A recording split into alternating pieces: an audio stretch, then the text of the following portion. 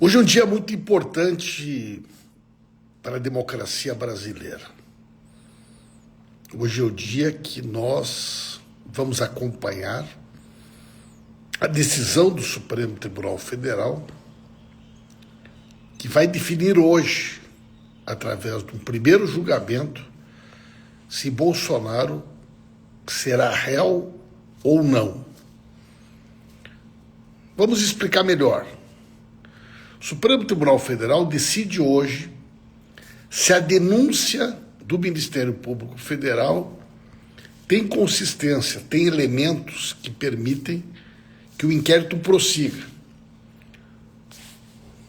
O Supremo Tribunal Federal pode entender que não existem elementos para que Bolsonaro seja julgado. Mas é muito provável que a decisão do Supremo Tribunal Federal confirme as investigações da Polícia Federal e do Ministério Público, que Bolsonaro, a partir de hoje, seja transformado em réu. Ele, o general Braga Neto e todos os demais integrantes da quadrilha criminosa que tentou, através da força, impedir que o resultado das urnas fosse respeitado. A partir desta decisão do Supremo Tribunal Federal, que deverá ocorrer hoje, e nós vamos conhecer hoje detalhes dos votos dos ministros do STF. Tudo isso será transmitido ao vivo e você pode acompanhar através das redes sociais. Começa a contar o prazo para a defesa do Bolsonaro e serão ouvidas as testemunhas e logo, em seguida, será marcado o julgamento. Esse julgamento deverá ocorrer em meados de setembro, outubro. Este é o prazo, mais ou menos, previsto para que ocorra o julgamento de Jair Messias Bolsonaro e os demais integrantes da organização criminosa. Antes da gente continuar, por favor, coloque a hashtag sem anistia, e me diga a cidade da onde você está nos acompanhando. São 7h41. A gente está abrindo o dia de hoje, um dia histórico, quando o Supremo Tribunal Federal vai analisar a denúncia da PGR e decidir se Bolsonaro deve ou não ser réu. É importante também que a gente destaque que o Ministério Público Federal já adiantou que serão 5 denúncias. E esta denúncia de hoje, ela é a primeira, portanto, nós teremos ainda mais 4 denúncias do Ministério Público Federal, envolvendo também outros crimes cometidos pelo Bolsonaro, outros crimes cometidos por integrantes dessa organização criminosa e provavelmente, inclusive, pessoas que não estão sendo julgadas nesse primeiro processo, nesse primeiro inquérito, possam também vir a ser incluídas e julgadas em outros inquéritos, em outros processos. Portanto, a decisão do Supremo Tribunal Federal hoje diz respeito a somente ao primeiro inquérito, a primeira denúncia. E depois desta, nós teremos mais 4. Então, quem imaginava que Bolsonaro seria protegido pela impunidade, que os crimes cometidos por Bolsonaro ficariam impunes, errou, apostou errado. Muito bem. Bolsonaro tenta criar várias narrativas para justificar o injustificável. Uma delas é que não houve tentativa de golpe. O que foi então? O que foi aquilo, gente?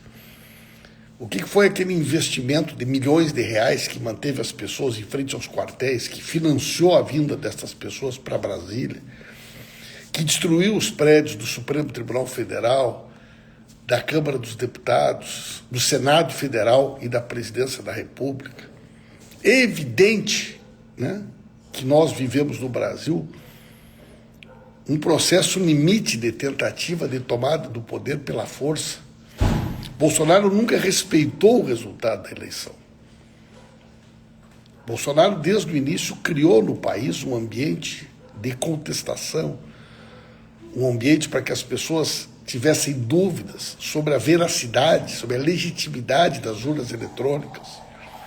E tudo isso tinha um único objetivo: criar um clima, um ambiente que justificasse uma eventual intervenção militar.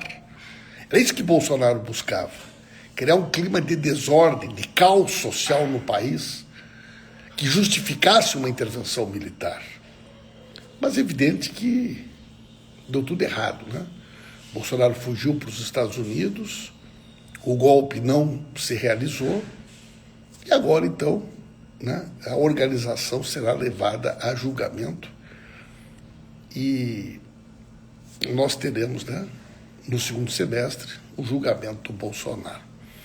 Portanto, nós vamos acompanhar hoje. Hoje é um dia muito importante para a democracia. Nós precisamos reforçar na sociedade a ideia de que pessoas que cometem crime contra a democracia precisam pagar por esses crimes.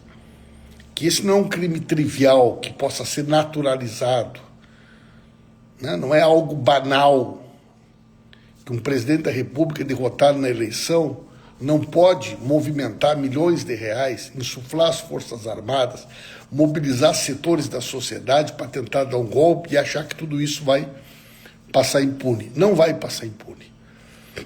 Temos que ficar atentos para as tentativas de fuga. Essa ida do Eduardo Bolsonaro para os Estados Unidos, na minha opinião, é uma coisa que está muito mal explicada.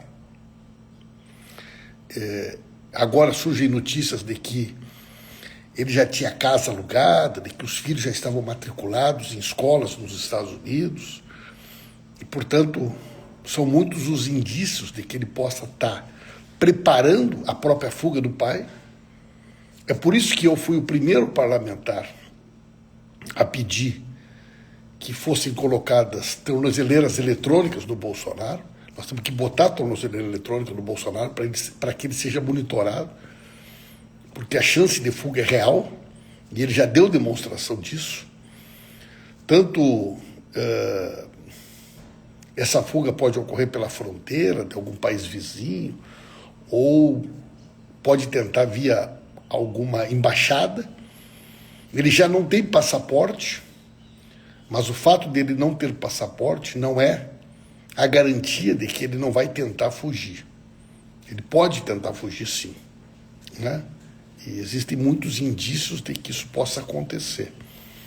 E a própria presença, né, do filho nos Estados Unidos, organizando, né, uma mobilização contra o Brasil e buscando realizar contatos com setores da política e do empresariado americano, carregando, né, um discurso que tem por objetivo prejudicar o Brasil, é mais uma demonstração de que Bolsonaro pode sim estar preparando as condições para fugir do Brasil. Por isso, a partir de hoje, inclusive, a nossa atenção deve ser redobrada, porque a partir do momento que ele se torna réu, ele sabe, né, que ele será julgado.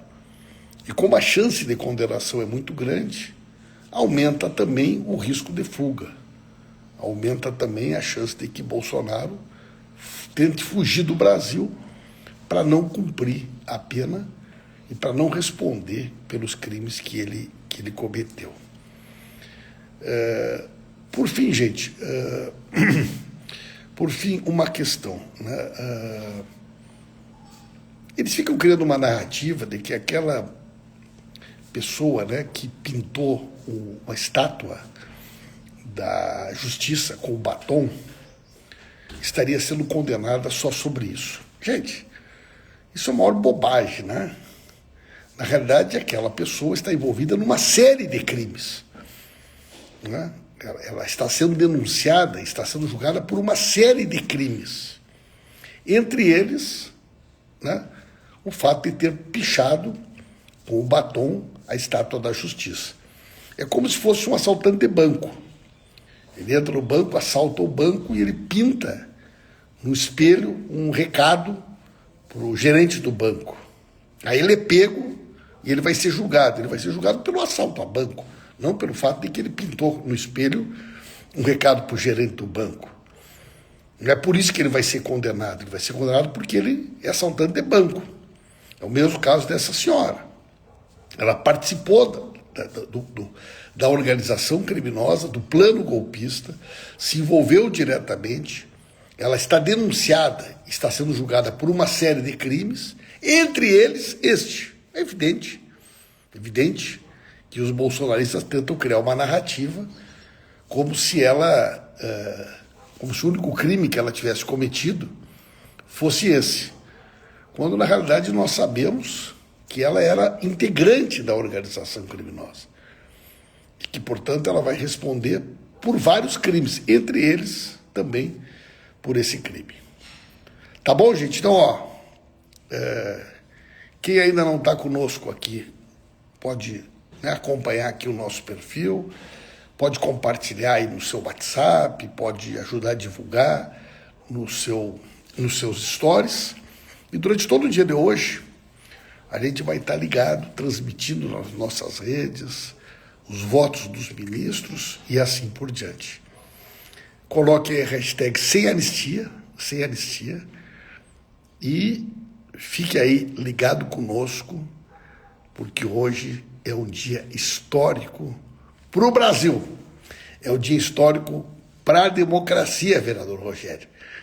E é muito importante para nós poder acompanhar, conhecer detalhes dos votos dos ministros, para fortalecer ainda mais a importância da democracia.